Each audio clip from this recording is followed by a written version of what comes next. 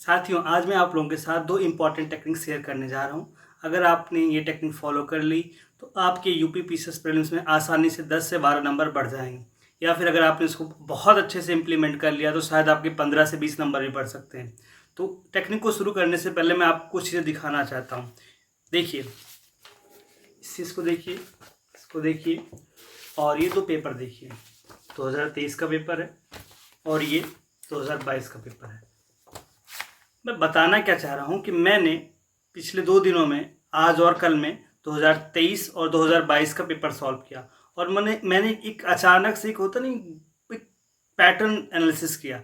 जो pattern generally समझ में नहीं आता लोगों को, बट अगर वो देखो, पीवाईक्यू लोग सॉल्व करते हैं घटना चक्र से या फिर पीवाईक्यू किसी बुक लेके, बट मैं ये सजेस्ट करता हूँ कि आप पीवाईक्यू सॉल्व करने से पहले आप 2023, 2022, 2021, 2020, 18 और 19 6 पेपर सेट जो है मैंने टेलीग्राम ग्रुप में ऑलरेडी डाल रखा है, उसको आप निकाल लीजिए। उसके बाद डेली, दिन प्रतिदिन 2023 से शुरू करिए, उसके बाद 23 का सॉल्व कीजिए, 22 का सॉल्व कीजिए, 21 का सॉल्व कीजिए। ऐसे करते करते 18 तक का सॉल्व कीजिए, साथ में ओमार सीट फिल करिए। जब आप 23 और 22 का पेपर सॉल्व करेंगे ना, तो आपको एक ड्रास्टिक चेंजेस देखने को मिलेंगे। चेंजेस ऐसा होगा कि अरे ये क्या हो गया। मतलब ये चीज़ आप जब पेपर सॉल्व करोगे ना, तो आपको समझ में आएगा कि जो हम किसी बुक के थ्रू पीवाईक्यू कर रहे थे और जो 2 घंटे स्लॉट में बैठ के प्रॉपर एक टाइम शेड्यूल के साथ उम्र भर के जो 2 घंटे पेपर सॉल्व कर रहे हैं, उसमें बहुत फ़र्क है। फ़र्क ये है कि जब ये 2 घंटे आपने पेपर किया विद उमर, 2023 का पेपर सॉल्व किया आपने, जैसे मैंने 2023 का पेपर सॉल्व किया है, आपको दिखाता हूँ। ये देखिए, 2023 का पेपर है। अब इस 2023 के पेपर की बात करूँ मैं, और इसका ओमार सीट मैंने ये फिल किया है, आप देख पा रहे होंगे, ठीक है। अब इसमें मैंने चीज़ लिख रखा है। देखो, इस साल क्या गया था, मैं पहले बताता हूँ अपने बारे में। मैंने क्या किया था, मैंने 150 क्वेश्चन अटेम्प्ट किए थे।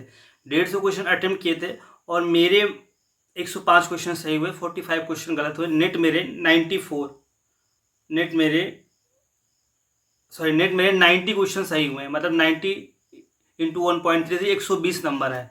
मतलब 5 नंबर कट ऑफ से मेरे कम रह गए। मैंने प्रॉपर एनालिसिस किया और मैंने ये पाया कि पॉलिटी के 22 क्वेश्चन थे, ज्योग्राफी के 22 क्वेश्चन थे, हिस्ट्री के 26 क्वेश्चन थे, मतलब 70 क्वेश्चन इन 3 सब्जेक्ट से।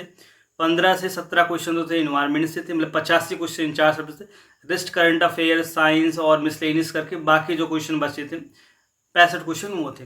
तो इन 3-4 सब्जेक्ट में अच्छे से फोकस कर लिया जाए। जो मेरी सिली मिस्टेक्स हो रही, जैसे पॉलिटी में 22 में से 8 क्वेश्चन गलत हो गया, हिस्ट्री में 7 क्वेश्चन गलत हो गया, ज्योग्राफी में 7 क्वेश्चन गलत हो, ये क्वेश्चन गलत नहीं होने चाहिए, जिसकी वजह से मार्क्स कम रह गए। उसके बाद मैंने जब 2022 का पेपर सॉल्व किया, तो यहाँ पे मुझे अचानक से एक चेंज क्या मिला कि यहाँ पे मेरे मार्क्स अच्छे रहे, मतलब कट ऑफ से ऊपर रहा। मेरे 113 नंबर है, कट ऑफ 111 गया था 2022 में। और इसमें मेरे जो स्टैटिक सब्जेक्ट थे उसमें अच्छा मैंने परफॉर्म किया। मैंने करंट अफेयर और मिसलेनियस टॉपिक्स थे, वहाँ पे मैंने चीज़ें गड़बड़ की।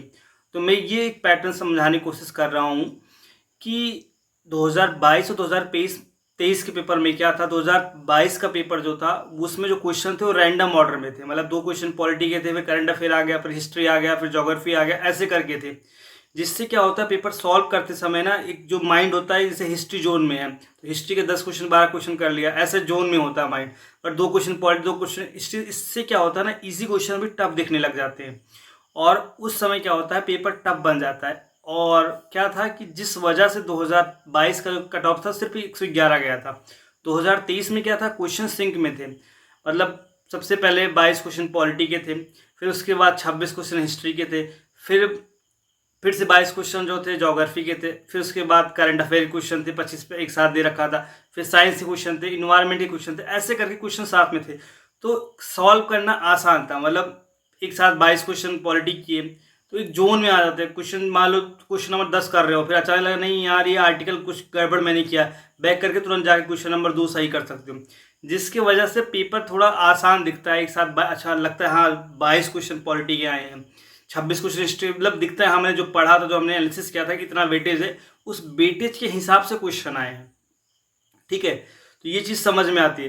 तो वो चीज़ करते हो तो पेपर थोड़ा आसान लगता है। तो एक रीज़न ये था जिसकी वजह से कट ऑफ 125 नंबर चली गई। पेपर का लेवल दोनों क्वेश्चन का मैं सही से बताऊँ तो सेम था।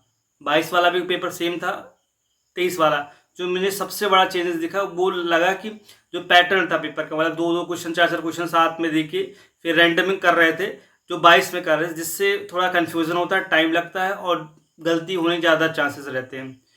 और 23 में क्या था, एक साथ 22 क्वेश्चन 25 क्वेश्चन ऐसे करके देखा, इससे ईजी होता है सॉल्व करने में। एक तो ये रीज़न था, इससे 23 का कट ऑफ ज़्यादा गया था क्योंकि लोगों ज़्यादा क्वेश्चन सही कर पाए। सेकंड, थोड़ा सीटें कम थी, ज़्यादा तो फर्क नहीं था, 20-30 सीटें कम थी 22 वाले से, तो उतना इशू नहीं था। तो मैं ये कहना चाह रहा हूँ कि मैंने ये चीज़ जब एनालिसिस किया तो आपको एक चीज़ और मैं बता रहा हूँ कि इसमें ना 2022 से कम 10 क्वेश्चन ऐसे थे जो सीधे डिट्टो 2023 में आए हैं, डिट्टो। तो आप घटना चक्र वगैरह तो करो अपने जगह पे, बट आप 6 साल के ना पेपर निकालो, डेली 2 घंटे के स्लॉट में करो, ओमार भरो, तो उससे ना आपको एक एग्जाम जो टेस्ट सीरीज में भागने की जरूरत नहीं है, ये फायदा होगा। तो टेक्निक नंबर 1 ये है, जो मैं 2 टेक्निक की बात कर रहा था।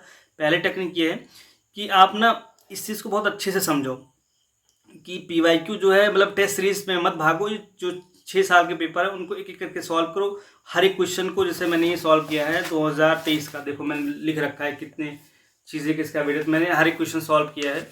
उसके बाद हर क्वेश्चन में जो क्वेश्चन तुम्हें नया लगे, कुछ लगे इंपॉर्टेंट है, जैसे आर्टिकल्स हो गए, शेड्यूल्स हो गए, उनमें थोड़ा थोड़ा लिख लो इसमें, तो बाद में रिवीजन करने में आसान रहेगा, मोटे से ऐसा बन जाएगा। मैंने कई बार बोला है 6 साल का वो बार बार रिवाइज, उसमें से आपको 50% पेपर मिल जाएगा। बाकी आप घटना चेक कर रहे हो, बाकी PYQ UPPCS वाले कर रहे हो, उससे तो मिलेगा ही।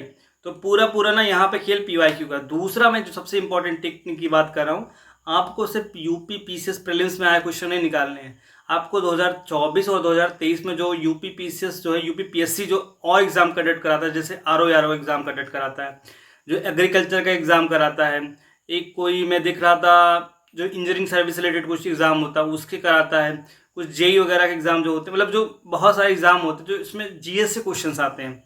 तो आपको 2024-2023 के ना GS से क्वेश्चन भी इन सब एग्ज़ाम में करने हैं। आपको इजीली UPPCS की साइट पे मिल जाएगा, वहाँ पे डाउनलोड करो, प्रिंट आउट निकालने की जरूरत नहीं, जो ज़्यादा क्वेश्चन होंगे 20-20 क्वेश्चन मिलेंगे आपके, तो उन क्वेश्चन पे भी रिपीट होते हैं। जैसे UPSC में भी रिपीट होते हैं, जैसे CDS के NDA के क्वेश्चन रिपीट होते हैं, वैसे ही यहाँ पे भी जो बाकी जो UPPSC एग्ज़ाम कंडक्ट कराता है एग्ज़ाम, उसके क्वेश्चन जो है UPPCS में देखने को मिलेंगे। मैं देख रहा था कि RO के पेपर में 2023 से क्वेश्चन पूछे गए थे, ठीक है।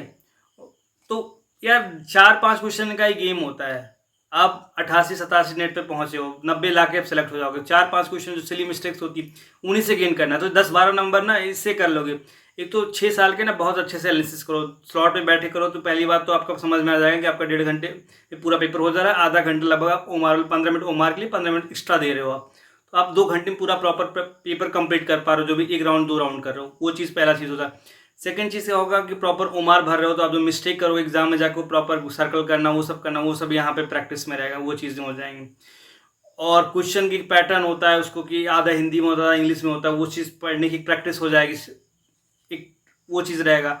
और जो होता नहीं UPPCS वाले क्वेश्चन, उस टाइप के क्वेश्चन में आप रहोगे, बार बार तो शेड्यूल रिपीट होते रहेंगे, PYQ कर रहे हो, वो चीज़ें आर्टिकल्स आ रहे हैं या फिर हिस्ट्री के वाले पार्ट आ रहे हैं, और समझ में आ रहा है कौन सी एरिया पे ज़्यादा मुझे फोकस करना है। सेक्शनल करते हो ना तो उतना मज़ा नहीं आता, जब पूरा 150 क्वेश्चन करते हो ना बड़ा अच्छा फील होता है। जब भी मतलब एक टाइम स्लॉट बना लो, शाम में या सुबह 9:30 बजे, उसको करो। और साथ में ये जो मैं दूसरा टेक्निक बताया कि बाकी जो और एग्ज़ाम है, जो एग्रीकल्चर वाले हो गए, और जिस मतलब जितने भी एग्ज़ाम UPPSC कराता है, बहुत सारे नर्सिंग का एग्ज़ाम एक शायद, और वो क्या बोलते हैं उसका, जुडिशरी एग्ज़ाम कराता है, वो जो जो भी एग्ज़ाम है उसमें GS वाले क्वेश्चन है, उनको लास्ट जो 24 और 23 वाले जो में उनको अच्छे से कर डालो, तो क्वेश्चन काफ़ी मिल जाएगा। तो यहाँ से तुम्हें कम से कम 15 नंबर का वेटेज मिल जाएगा, वो 15 नंबर तुम्हें एग्ज़ाम में बहुत फ़ायदा करेंगे। तो आई होप ये टेक्निक आपको पसंद आई होगी। 2 चीज़ें, इससे आपके नंबर बढ़ेंगे। प्लीज़ वीडियो को लाइक सब्सक्राइब कीजिए और दोस्तों को शेयर कीजिए, और ऐसे में बहुत इन्फॉर्मेटिव वीडियो लेके आऊँगा। लग जाइए, स्ट्रेटजी बनाइए बढ़िया से, अब समय बहुत कम बचा है, 2 दिन में PCS होगा ये कंफर्म है, सीटें 1000 तक जाएंगी ये भी कंफर्म है। इसलिए मस्त रहो, रिलैक्स रहो, पढ़ते रहो। कोई भी डाउट होता है, कोई सलाह है, आप टेलीग्राम में पूछ सकते हैं या फिर आप कमेंट में पूछ सकते हैं। बाकी कुछ भी रहेगा मैं ऐसे वीडियो लाता रहूँगा, करंट अफेयर के भी वीडियो लाता रहूँगा, और मिसलेनियस टॉपिक्स हैं उनके वीडियो लाता रहूँगा। मिलते हैं अगले वीडियो।